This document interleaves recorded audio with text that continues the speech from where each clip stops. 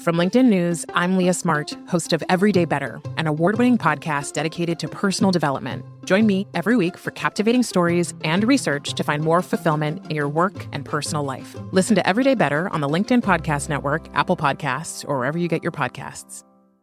From LinkedIn News, I'm Jessie Hempel, host of the Hello Monday podcast. Start your week with the Hello Monday podcast. We'll navigate career pivots. We'll learn where happiness fits in. Listen to Hello Monday with me, Jessie Hempel, on the LinkedIn Podcast Network or wherever you get your podcasts.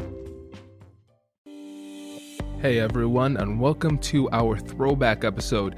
In our Throwback episodes, we are reintroducing you to some of our most popular episodes.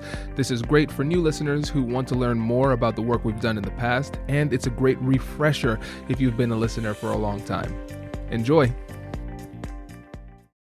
Jordan, thanks for joining us today. Thank you for having me. So how about we get started by telling the audience a little bit about yourself and what you do? Sure. I'm a regional president for Fifth Third Bank. In that role, I'm responsible for our commercial, retail, mortgage, and our private bank customers throughout the regions that I serve. The regions include Central Ohio, Southern Ohio, West Virginia, and Eastern Kentucky. Very nice. And how long have you been in this role? I've been in this role now about 8 years. Nice. So that, I'm assuming that means you like it. Yeah, I do like it. It's a great opportunity for me, and it's a great opportunity for me to get to know the region, to get to help my customers, and get to learn more and just be more relevant in the community. So, which is the part I really enjoy. Nice. And what steps professionally did you take to get here? Was this always your first choice? Well, not exactly. And I didn't know when I first got into banking. I didn't know exactly where my career was going. I thought at one time I wanted to be an accountant. And then later I got the opportunity to, after college and after the military, work for an organization as a department of the U.S. Treasury called the Comptroller of the Currency. That organization is responsible for regulating the banking system, the national banking system. And I got that through a colleague of mine that I went to college with, and he introduced me to that opportunity, and I got into it, and I loved it. And so many years later, I'm at this position. So in your role now as president, what are your main responsibilities? Yeah, the two primary things that I focus on and spend most of my time outside of community activity, obviously, is business development. So our business development is focused on middle market commercial clients. By middle market, I mean companies that have revenue between $20 and $500 million. So that's the core focus. The other core focus is really on our high net worth customers. So our high net worth customers are served by our wealth and asset management division. That includes our private bank. That customer typically has $1 million of investable assets. And so that's the customer we go after to be part of our private bank. Many of those customers are owners of some of the businesses or executives of some of the businesses that we bank. So those are the two primary areas that I'm focused, I'd say 90% of my time on. When you go about into the community and try to build these relationships, what types of strategies do you use? Well, I think over the years, obviously banking is very competitive, so we're not the only ones who serve these clients. And Columbus has a rich history of banking, and so all the regions I serve has a rich history of banking and a lot of bank competitors. And then we have non-bank competitors as well. So the strategy that we most often utilize is trying to approach a customer with how can we add value to their business? So how can we find ways to enhance their business? How can we find ways to help them grow their business? How can we find ways to improve the cash flow in their business versus, hey, I can make you a loan or I can take your deposits. So that strategy does not work because anybody can take loans and almost any bank can make loans and take deposits. So you've got to differentiate yourself in a different way. And one of the ways we do that is obviously by getting to know our clients and our prospects, and then trying to ask enough questions to find out what they need. Where are the shortfalls? Where are the challenges? What is keeping them up? And then see if we can find solutions that can help them, like I say, grow their business. And Jordan, I wanted to go a bit deeper on this point of asking questions. How do you typically prepare for these conversations? Do you prepare systematically, or is it just kind of a feel thing at this point? Well, no, we have a very systematic approach to how we prepare. So one, if I'm going to go out and meet with you, I first want to understand what business you're in. Where are you starting from? I want to understand your industry. I want to understand your competition. I want to understand your supply chain, and potentially anything else that I can uncover about your business. If you're, like I said, if you're a middle market business and you have $20 to $500 million in revenue, I'm going to have my capital markets group give me a summary of your business. So if you're in media, if you're in manufacturing, if you're in engineering, whatever the specifics of your business are, I'm going to get data about that, and I'm going to study that data. From that data, I'm going to try to understand how you fit within that market so that I can get specific about asking you questions about things that are relevant to you and not just general questions. So that's typically how we prepare. We do a lot of pre-call planning before we go meet with a prospect. We want to certainly take industry information to the prospect. We want to ask insightful questions, and we want to see if there's something that sparks interest from that prospect. Is there something that they're missing, something they're not doing well, something that their current financial provider is not giving them? And so that's how we're going to approach that business. That makes sense? Absolutely. And you mentioned something about pre-call planning. What does that look like? Yeah, so a pre-call planning is going to be, I've got a prospect, say they're a restaurant owner, and maybe they have multiple restaurants. And so what I want to know is, where the restaurants are located, what are their growth plans for those restaurants, where do they fit in that whole scheme? Are they fast casual? Are they a high-end restaurant? What's their strategy around improving their client experience? And so, and then I'm going to try to. So in doing the pre-call planning, this is me and my team brainstorming. What would be the kinds of questions that we would want to ask this client about their business that would offer maybe some pain points that they might be having. Maybe there's some things that they haven't thought of. Maybe they're buying certain types of goods in quantity. Maybe it's milk. Maybe it's cheese or something like that. A commodity that they're buying in large bulks that we might be able to help them lock in those prices. Something that they may not have thought about. So rather than I can finance your business, I can give you a working line of capital, or if you're planning on building a building, I can help you finance. I'm going to try to find a large expenditure of theirs and see how in tune they might be to that, and to see if there's a way that we could help them lower the cost of that expenditure. That might be the goal of a pre-call plan. It may be, a goal might be if we've already got a customer and they're already in our book of business and we're trying to go deeper. What's the next step? What's their what things are they doing with their employees to help them grow their employee base, to make their employees more loyal?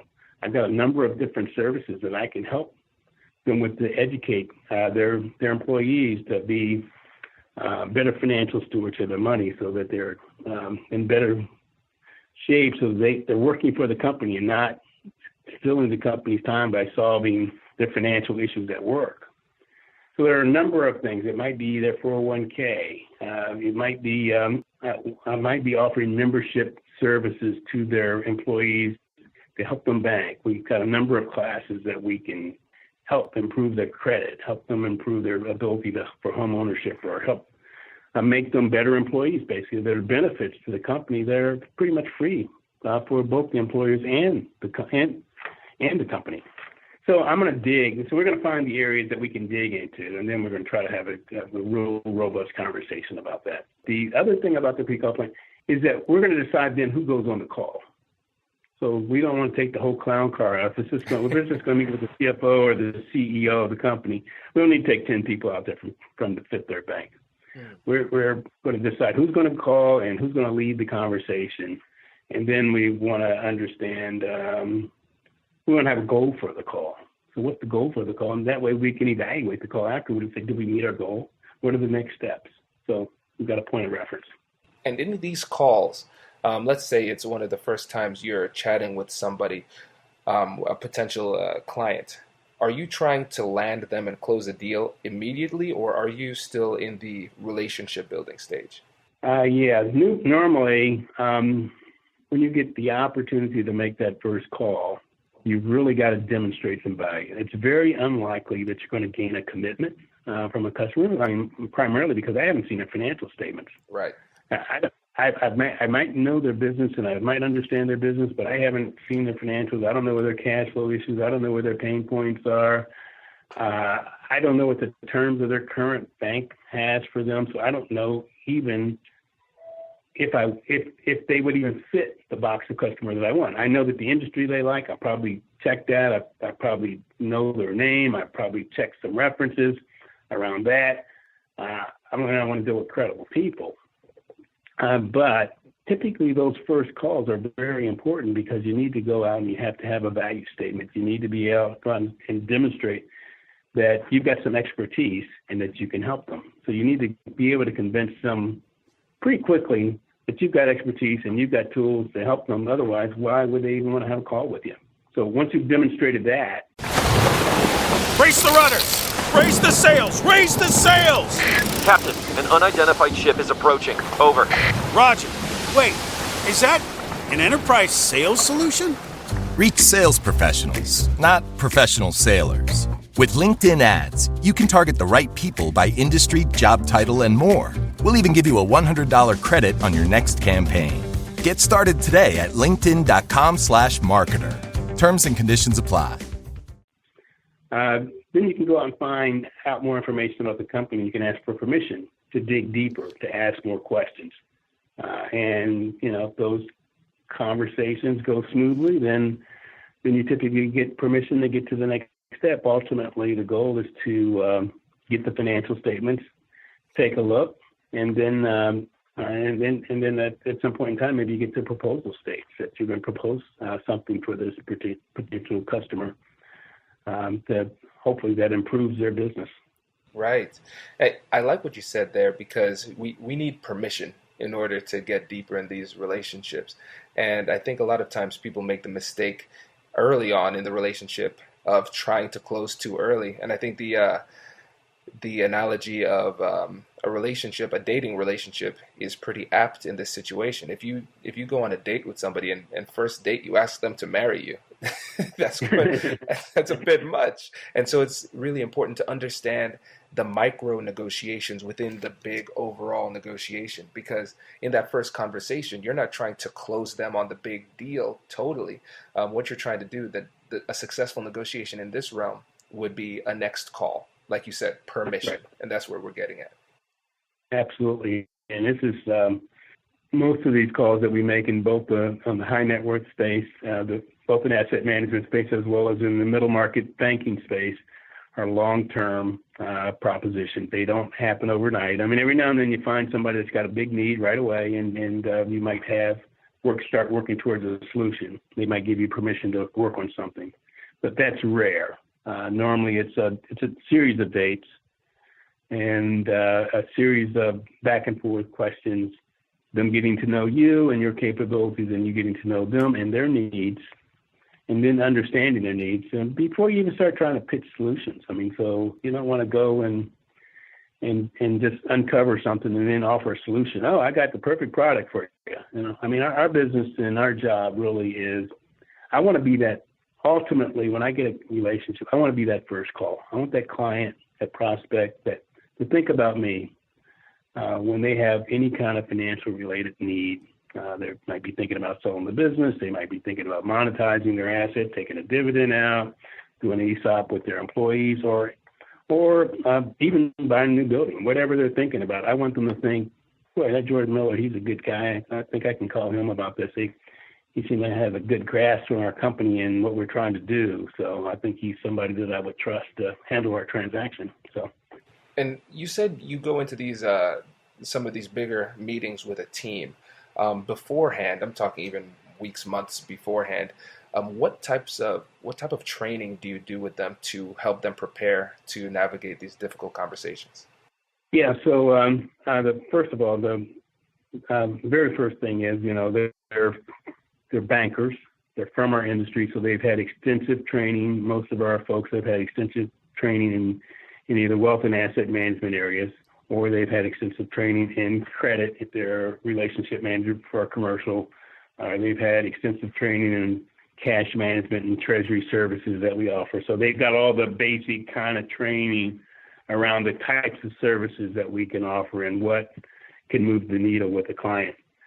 The thing that we focus on a lot, and the things that we've had to focus on, are the soft skills, the relationship building skills, how to have the conversation skills, how to ask probing questions, how to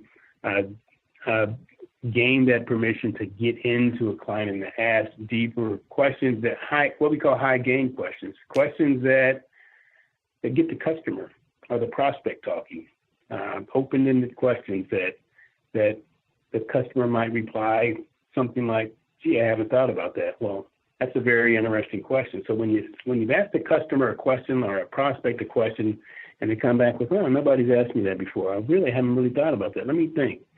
And probing questions to get them to think, to get them to offer their insights, because it's really about them. It's not so much about us. We're just trying to uncover those hidden needs, and we can't do that by making assumptions. We need to hear from them what's on their mind, what their challenges are, what's happening in their business, what are the things that are keeping them up versus I got a product or I got a solution for that. So we don't even go to product, solution, any of that until we gain a full understanding of what the client is experiencing. And a lot of times we hear things are working well and things are great. And in those cases, it's just a permission, well, can we keep talking to you? Maybe we can check in again in 3 or 4 months. Maybe I'll invite them to an event or something to keep that relationship going. Because everybody doesn't wake up every morning, contrary to what we bankers think, and think about, oh, gee, I need to go find a new bank, and wait for me to call them. So that's just not the case. So that whole training that we use is geared toward conversations. Is geared toward finding pain points. It's geared towards overcoming objections that the customers might have. It's geared toward gaining permission to get to the next step.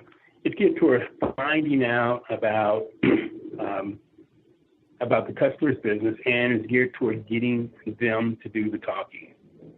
So right. We do a number of different types of training around that.